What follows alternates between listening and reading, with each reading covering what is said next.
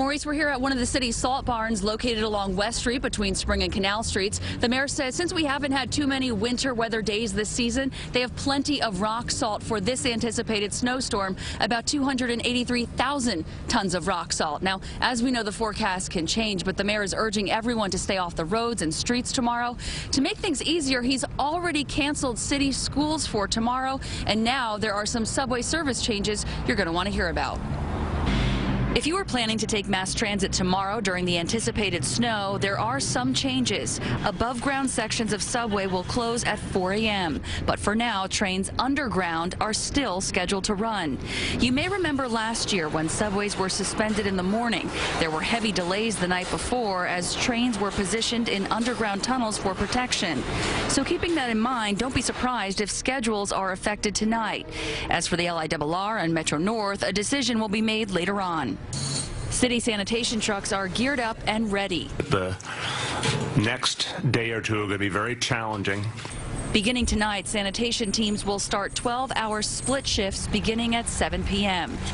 There will be 2,400 sanitation workers per shift, 689 salt spreaders pre-deployed.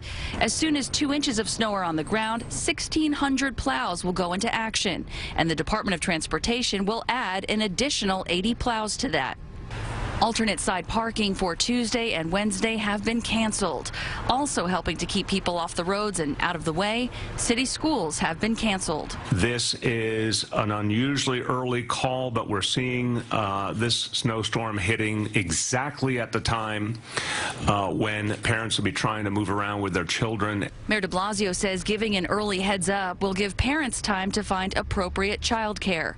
But for some, it's a snow day for parent and child. I was excited. I was like, yes, no work, no school tomorrow. Oh, it was a blessing. So what are your big plans for tomorrow if there's a lot of snow?